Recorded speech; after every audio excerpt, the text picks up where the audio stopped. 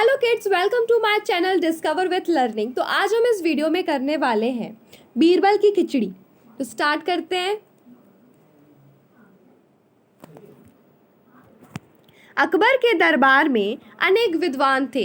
बीरबल उन्हीं में से एक थे। जो अकबर था उसके दरबार में बहुत सारे विद्वान थे, लेकिन जो बीरबल था उनमें से क्या था, एक था। वे अपनी चतुराई के लिए बड़े प्रसिद्ध थे। प्रसिद्ध मतलब फेमस होना।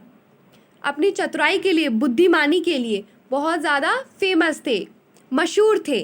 प्रसिद्ध मतलब मशहूर थे। अपनी चतुराई से वे बादशाह को भी हरा देते थे।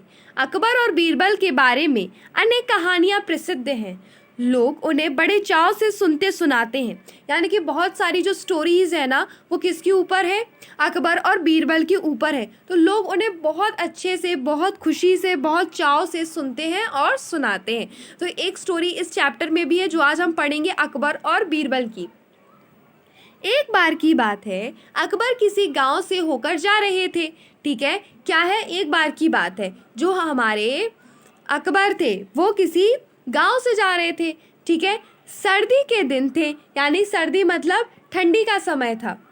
गांव के लोग आग जलाकर उसके चारों ओर बैठे बातें कर रहे थे। अब जब ठंडी लगती है तो क्या करते हैं लोग, बेसिकली वो आग लगा लेते हैं, आग जला लेते हैं और क्या करते हैं, आग तापते हैं।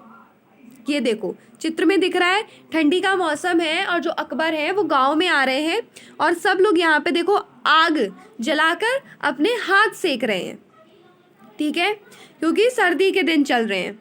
गांव के लोग आग जलाकर उसके चारों ओर बैठे बातें कर रहे हैं। वो आपस में बात कर रहे हैं, जो लोग आग जलाकर बैठे हैं। जब बादशाह अपने साथियों के साथ वहां पहुंचे तो एक व्यक्ति कह रहा था कि मैं यमुना के पानी में रात भर खड़ा रह सकता हूँ। तो जब वो वहाँ पर पहुँचे तो उन्होंने क्या देखा कि जो लोग आग ताप रहे हैं, उन्होंने बोला, उसमें से एक व्यक्ति ने बोला कि जो यमुना का पानी है उसमें मैं रात भर खड़ा रह सकता हूँ। अकबर को इस बात पर विश्वास नहीं हुआ। तो जो अकबर था उसको इस बात पे बिल्कुल विश्वास नहीं हुआ कि अरे ऐसा तो नहीं हो सकता। अकबर ने सोचा कि ऐसा तो हो ही नहीं सकता, उसको बिल्कुल विश्वास नहीं हुआ। उन्होंने उस व्यक्ति से कहा कि यदि तुम सारी रात पानी में खड़े रहो तो मैं तुम्हें थैली भर मोहरे इनाम में दूंगा। यानी कि अगर तुम यमुना नदी में खड़े रहो सारी रात, ठीक है, पानी में अगर तुम खड़े रहे तो मैं क्या करूँगा, तुम्हें थैली भर के, मतलब पूरी पन्नी भर के मैं तुम्हें क्या दूंगा, मोहरे दूंगा, इनाम दूंगा। इनाम मतलब पुरस्कार देंगे। ठीक है, अगर तुमने ऐसा कर दिखाया तो। अगली रात वह व्यक्ति यमुना के ठंडे जल में पूरी रात खड़ा रहा। दूसरे दिन क्या हुआ, ये देखो चित्र में दिख रहा है आप लोगों को। ये जो व्यक्ति है यमुना में ठंडे पानी में पूरी रात खड़ा रहा। प्रातः वह बादशाह के दरबार में आया। सुबह के समय, प्रातः मतलब सुबह का समय है, वो बादशाह के दरबार में आया। बादशाह ने आश्चर्य से पूछा, ठीक है, जो बादशाह है उन्होंने आश्चर्य से पूछा, एकदम सरप्राइज्ड होकर पूछा कि अरे तुम इतनी सर्दी में सारी रात पानी में कैसे खड़े रहे। एकदम चौंक के पूछा उन्होंने कि अरे तुम इतनी सर्दी में कैसे खड़े रहे, बहुत ठंडी थी ना, कितना सर्दी का मौसम था, पानी भी बहुत ठंडा था, तुम कैसे खड़े रहे। उसने नम्रता से उत्तर दिया, क्या दिया, महाराज आपके राजमहल से दीपक का प्रकाश आ रहा था, मैं उसे देखते हुए सारी रात पानी में खड़ा रहा।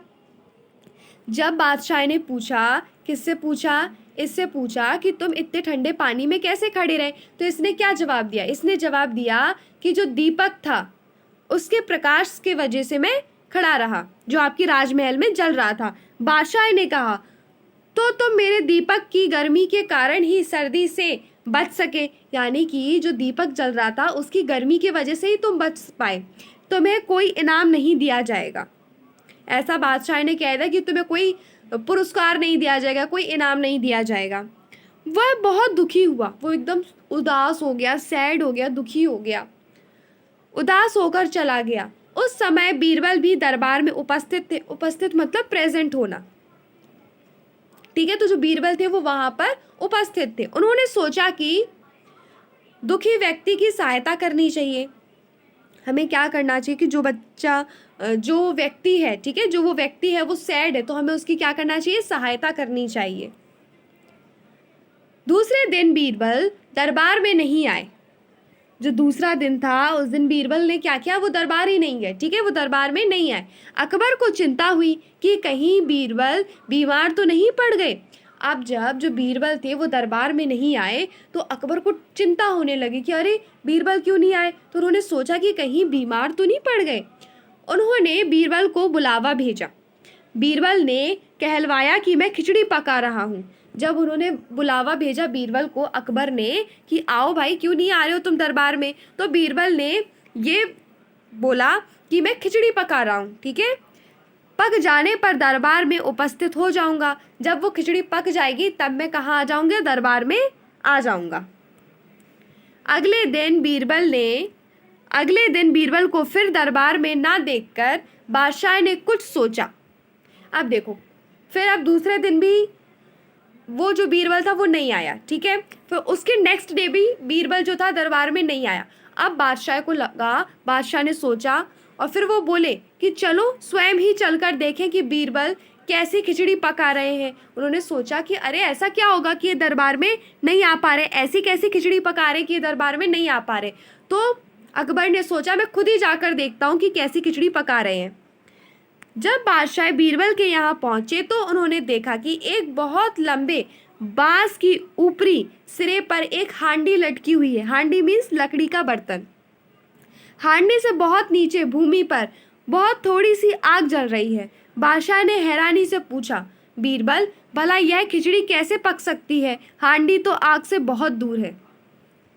ये देखो, यहाँ पे ये अकबर है और ये बीरबल है और यहाँ पर उन्होंने लटका दी है खिचड़ी बनाने के लिए, ठीक है, इस बर्तन के अंदर, और नीचे आग लगा दी। तो बादशाह कह रहे हैं अगर तुम इतनी ऊपर अगर खिचड़ी को लटका दोगे और नीचे इतनी थोड़ी सी आग जलाओगे तो ये इतनी दूरी है, देखो इन दोनों के बीच में कितना गैप है, कितनी दूरी है, तो ये कैसे पक पाएगी खिचड़ी। उन्होंने ऐसा बीरबल से बोला। बीरबल ने उत्तर दिया, हुजूर अगर वह व्यक्ति राजमहल के दीपक की गर्मी के सहारे सारी रात ठंडे पानी में खड़ा रह सकता है तो इस आग से मेरी खिचड़ी क्यों नहीं पक सकती।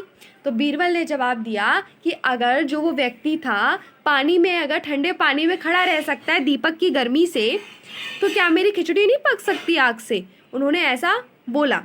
किसको? अकबर को। अकबर को बात समझ में आ गई।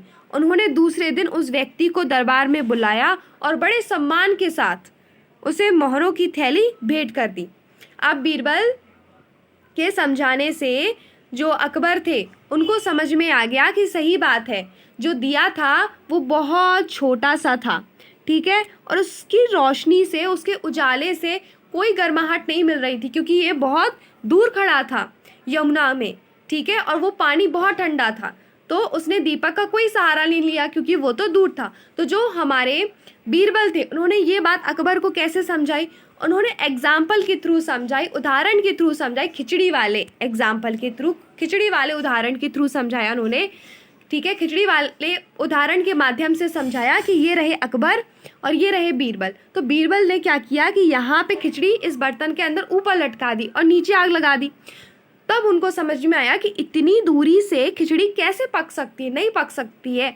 वैसे ही जो ये आदमी यहाँ पर खड़ा हुआ है पानी में, ठंडे पानी में, ये दीपक की गर्माहट से कैसे खड़ा हो सकता है, ठीक है, ये अपनी ही हिम्मत से इस पानी में खड़ा रहा, इसने दीपक का कोई सहारा नहीं लिया। इतनी दूर से, इतने छोटे से दीपक से कोई गर्मी उसको नहीं मिली।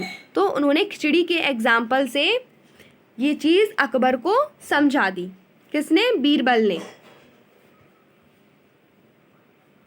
आई होप कि आप लोगों को ये वीडियो अच्छी लगी होगी, तो आप मुझे कमेंट करके बताओ कि आपको वीडियो कैसी लगी है। Thank you for watching.